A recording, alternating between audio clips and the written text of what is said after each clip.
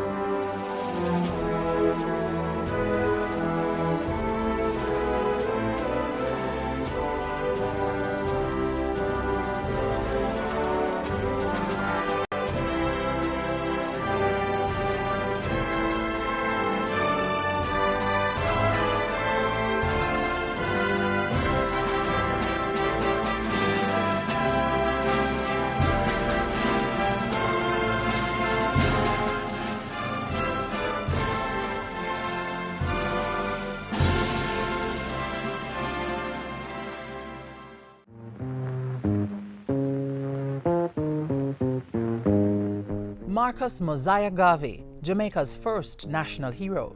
Born in St. Ann, Garvey migrated to Kingston, where he worked as a printer and later published a small paper called The Watchman. During his career, Garvey traveled extensively throughout many countries, observing the poor working and living conditions of black people. In 1914, he started the Universal Negro Improvement Association, the UNIA, in Jamaica.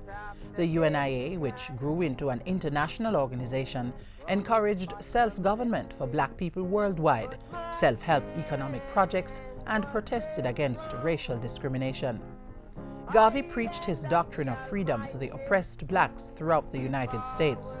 He faced resistance in that country and was eventually imprisoned, then deported. Garvey continued his political activity after returning to Jamaica, forming the People's Political Party in 1929, winning a seat on the Kingston and St. Andrew Corporation. Unprepared as the world was for Garvey's progressive ideas in the 1930s, he was forced to leave Jamaica again, this time for England, where he died on June 10, 1940.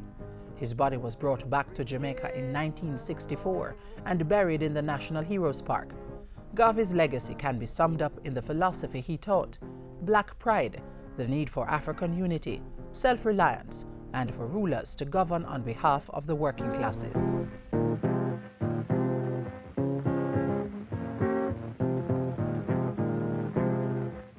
Paul Bogle, a Baptist deacon from Stony Gut in St. Thomas, who campaigned for fair treatment and justice for all Jamaicans. Bogle led a group of small farmers who walked 45 miles to Spanish Town to speak with the governor about social injustices, but the governor refused to see them. Things came to a head in October 1865 when Bogle and his supporters went to the Morant Bay courthouse to protest the unjust arrest of two farmers. Violence broke out, and when the fighting ended, nearly 500 people were dead and a greater number flogged and punished in what became known as the Morant Bay Rebellion. On October 24, 1865, Bogle was captured and hanged. But his forceful demonstration achieved its objectives: a change in political leadership and in the attitude of officials. Paul Bogle was named National Hero in 1969. His image appears on the 10-cent coin and on the $2 note, which is currently out of circulation. It's all I ever have. Sir Alexander Bustamante, the undisputed champion of the working class. As a trade unionist, he earned the title when he tackled unemployment and the terrible pay and working conditions facing working-class Jamaicans.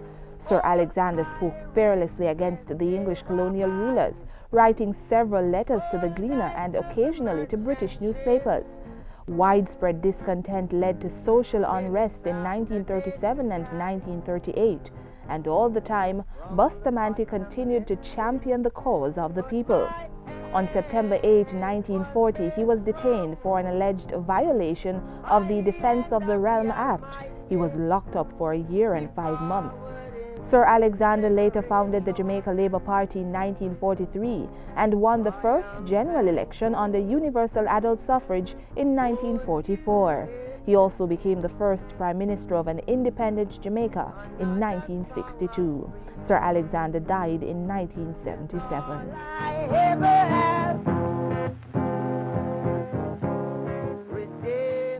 George William Gordon was a self-educated landowner in the parish of St. Thomas. His mother was a slave and his father a plantation owner who was an attorney to several sugar estates. An advocate for slaves, Gordon entered politics, but the people whose interests he sought to represent did not qualify to vote. Gordon later urged the people to resist the oppressive and unjust conditions under which they were forced to live. Although he did not participate in the protest, Gordon was arrested and charged for complicity in what we now refer to as the Morant Bay Rebellion in 1865. He was illegally tried by court-martial, and in spite of a lack of evidence, he was convicted and sentenced to death. He was executed on October 23, 1865.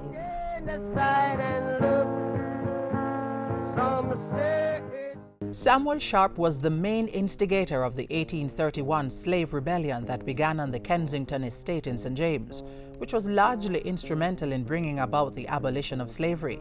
Because of his intelligence and leadership qualities, Sam Sharp became a daddy, or a leader of the native Baptists in Montego Bay. He used religious meetings as a way of organizing activities for the slaves, and there he was able to communicate his concern and encourage political thought concerning events in England which affected the slaves and Jamaica.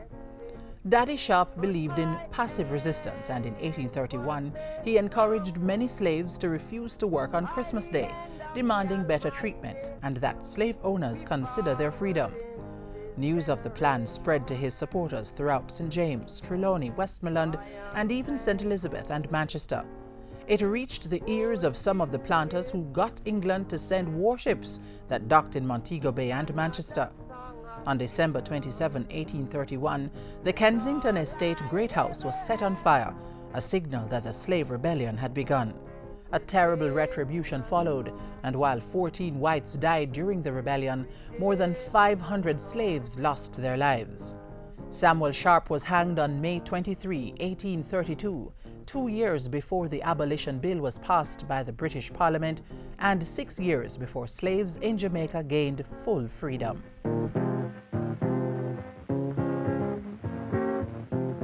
Scholar, soldier, athlete, statesman, and advocate, Norman Washington Manley supported the cause of the workers at the time of the labor troubles of 1938 and gave his time on their behalf. In that same year, Manley founded the People's National Party, PNP, and remained as its president until his retirement in 1969. Manley and the PNP supported the trade union movement, leading the demand for universal adult suffrage, which eventually came in 1944. He became chief minister after the 1955 election and later premier in 1958 when Jamaica joined the West Indies Federation. Although he was a staunch supporter of the Federation, N.W. Manley put the issue to the people, holding a referendum in 1961 to decide if the country should remain in the Federation. The answer was no, and Manley arranged for Jamaica's orderly withdrawal. He then set up a joint committee to decide on a separate constitution for independent Jamaica. With great distinction, Manley led the team that negotiated the island's independence from Britain. He ended his public service career as the leader of the opposition. Norman Manley died on September 2, 1969.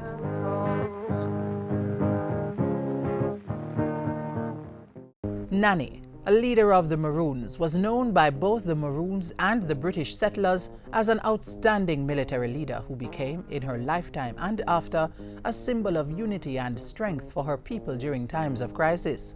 She was particularly important to the Maroons in the fierce fight with the British during the First Maroon War from 1720 to 1739. Legend and documents refer to her as having exceptional leadership qualities. Nanny was described as a small, wiry woman with piercing eyes, and her influence over the Maroons was so strong that it seemed to be supernatural. Her cleverness in planning guerrilla warfare outwitted the British, and their accounts of the fights reflect the surprise and fear which the Maroon traps caused. Nanny's courage during the First Maroon War is still the stuff of legends. She led her people with courage and inspired them to struggle to maintain the spirit of freedom, to fight for freedom, which was their rightful inheritance.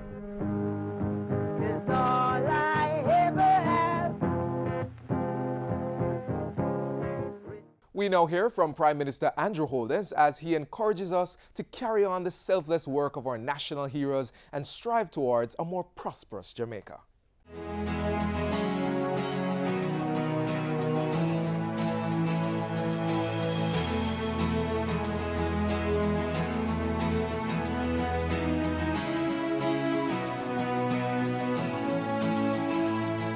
My fellow Jamaicans, we celebrate National Heroes Day at a time when its deep meaning and relevance could not be more significant. The life lessons bequeathed to us by our national heroes, whose voices echo so eloquently across the span of time, prepare us for our present challenges. Now more than ever, we need to rediscover the things which bind us together. Our national heroes, through their fixity of purpose, common vision of liberation and focused determination, summon us to find common cause. They remind us of the ongoing struggle of ensuring that every Jamaican is given the opportunity to fulfill his or her full potential. There was an overarching ideal which united the struggle of all our national heroes: freedom. Freedom from slavery and subjugation, freedom to assert our humanity, freedom to craft our own destiny, freedom to preserve and promote our unique culture, freedom to carve out our own path to nationhood, freedom to create our own national identity, freedom from the tyranny of poverty, freedom to construct a society of peace and prosperity. For our national heroes, freedom was the essence of our humanity. They knew that what distinguishes us as a people is our capacity for free action and our free will. But there are things which constrain our freedom and which therefore militate against the work of our heroes. Crime constrains our freedom. The right to life is the most basic freedom. As a society, we have to deeply embed the concept of the sanctity of life. We have to find ways to inculcate and reinforce that in our children. In the home, at basic school, through the media, and in our popular culture. We have to teach our very young ones that each life, including theirs, is precious and inviolable. We can't wait until they reach adolescence to teach them respect for life. One way to internalize our Heritage Week motto, which is our heritage, our legacy, our strength, is to teach our history to our children. Let them know that the freedom they enjoy came at a great price. These freedoms must be cherished and protected. When we take the lives of our own brothers and sisters, essentially, we are taking over from our slave masters in destroying lives. We are dishonoring our heroes. Let us recommit on this National Heroes Day to respect life, to continue the tradition of our forebears, to promote the liberty and happiness of our fellow Jamaicans, not to their demise.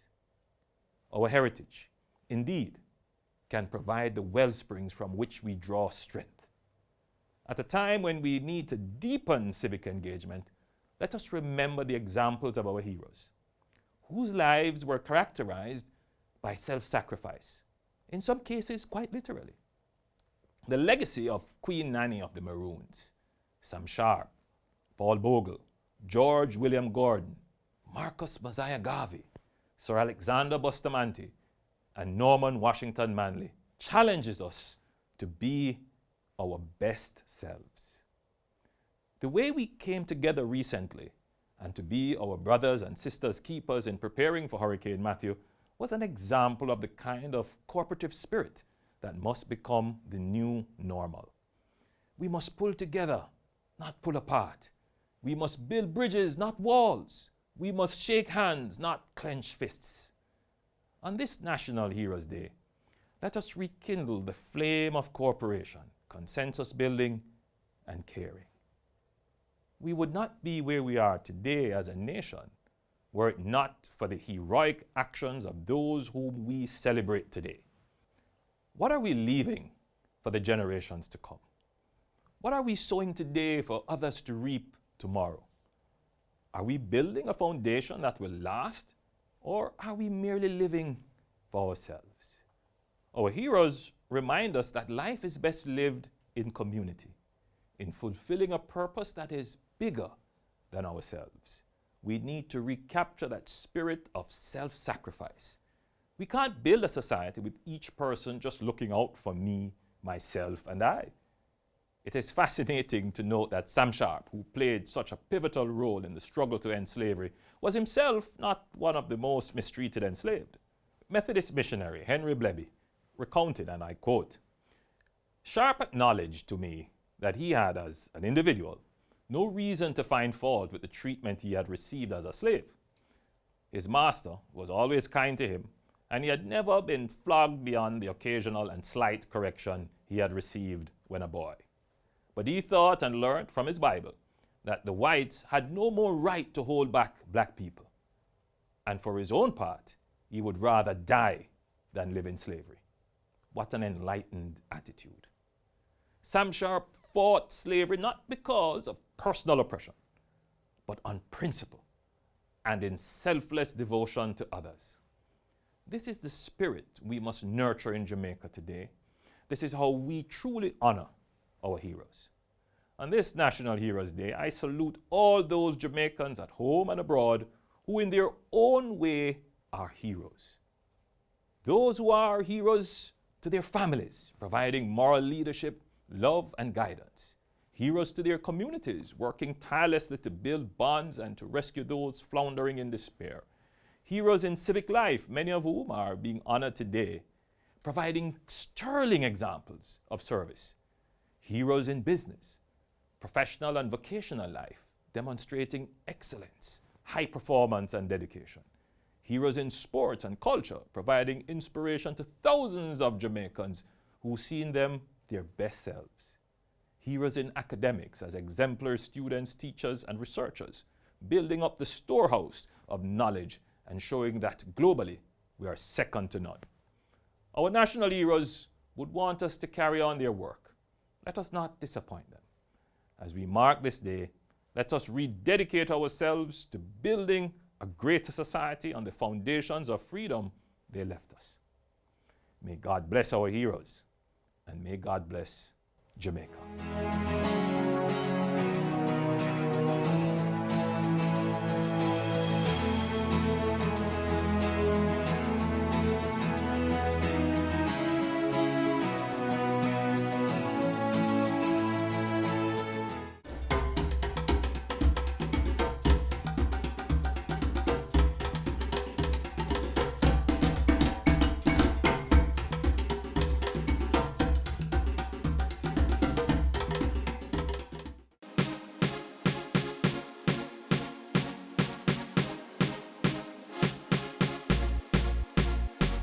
The JIS Heritage Competition is back. Enter your essay, poster, or photo and win big prizes. If you're aged 9 to 12 years, enter the essay competition and tell us who is your favorite Jamaican sportsman or sportswoman and why.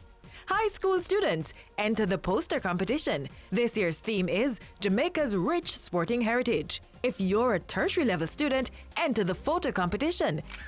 This year's theme is I Am a Sports Champion. Competition closes for all 3 categories on November 6. Get started now. For information on submission and competition guidelines, visit our website at jis.gov.jm.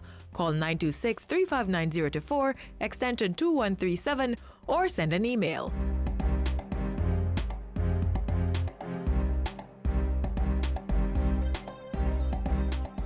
Watch as we bring you the Heroes Day message from the Leader of the Opposition, Portia Simpson Miller.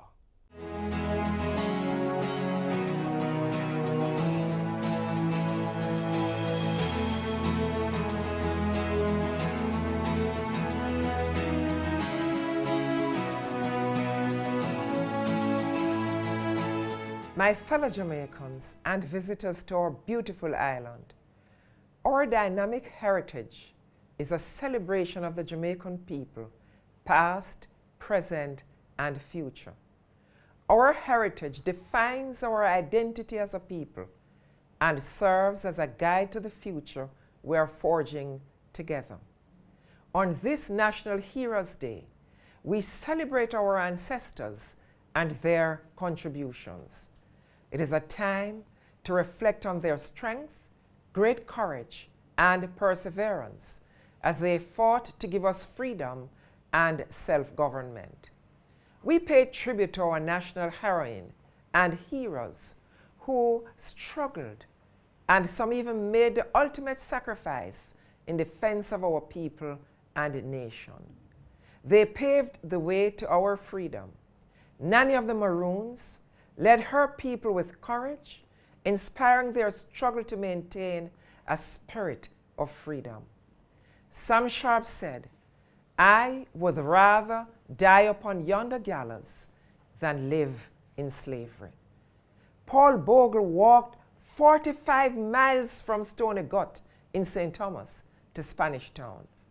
George William Gordon sold pieces of his land to the people cheaply so they could qualify to vote. Marcus Mosiah Garvey taught us self-determination and pride in ourselves. Norman Washington Manley said, "The mission of my generation was to win self-government for Jamaica, to win political power, which is a final power for the black masses." Sir Alexander Bustamante spent 17 months in detention for his defense of the rights of the people. These 6 men and one remarkable woman will forever be immortalized in our hearts.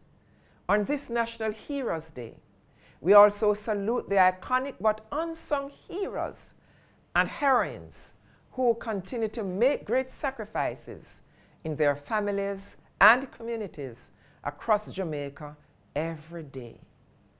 Our brilliant achievements in culture, sport, academics, governance, and various professional pursuits are lasting tributes to our foreparents.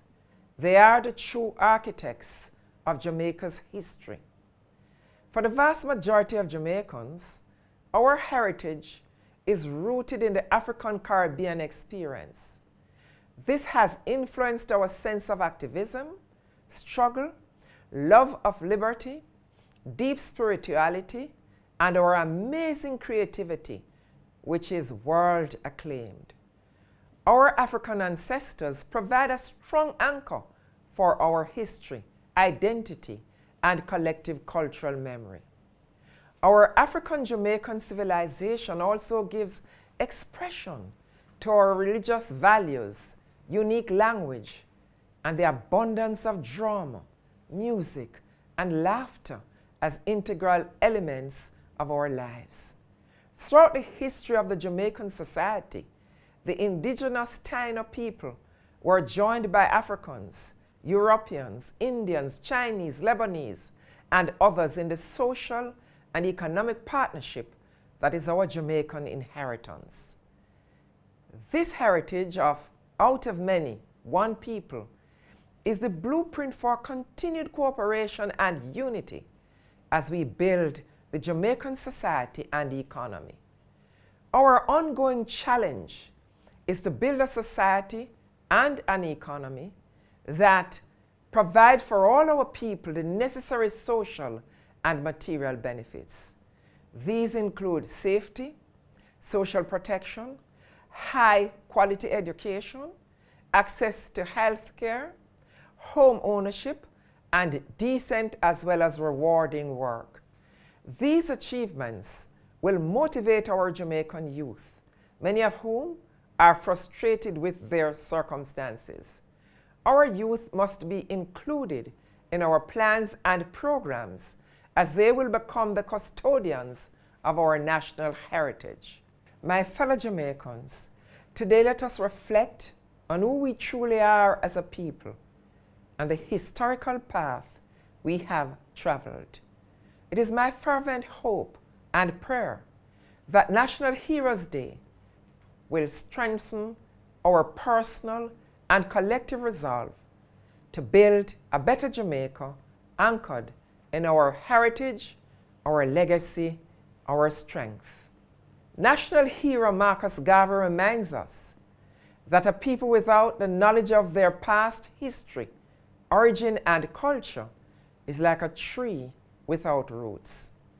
Let us together use the lessons of the past to create a Jamaica that is a place of choice to live, work, raise families, and do business. May God continue to bless the people of Jamaica and forever bless Jamaica, land we love.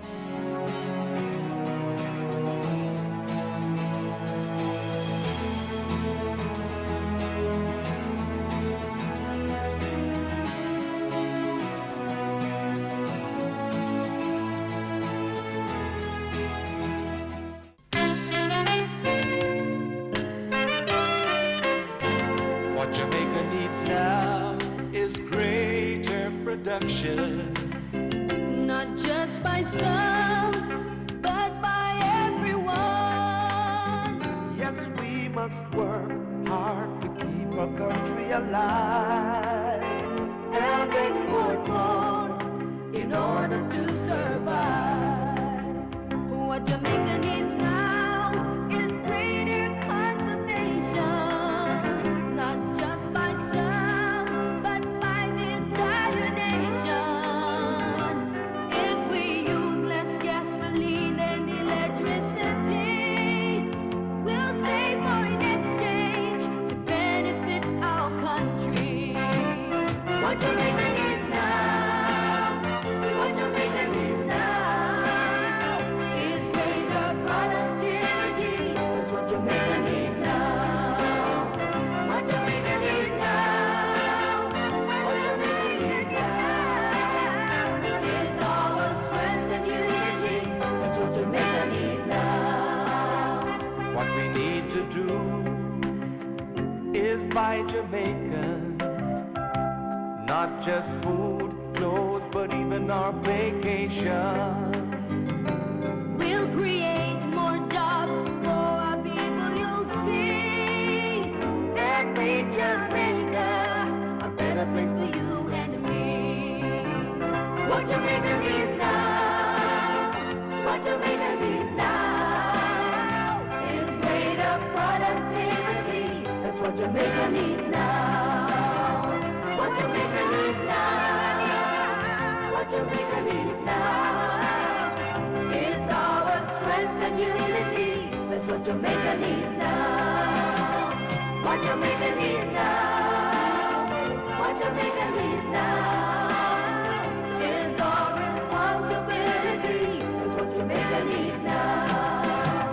What Jamaica needs now, what Jamaica needs now is greater productivity. That's what Jamaica needs now. What Jamaica needs now, what Jamaica needs now is our strength and unity. That's what Jamaica needs now. What Jamaica needs now. And that's how we close this Heroes Day edition of Jamaica Magazine. I hope you were inspired by the solid foundation that our heroes have laid for us to chart a course for the future. And it starts with you being the hero of your own story, working diligently and creatively, thinking generously and honestly to make Jamaica the place of choice to live, work, raise families, do business, and retire. On behalf of the entire team here at the JIS, I'm Theodore Henry. Thank you for watching.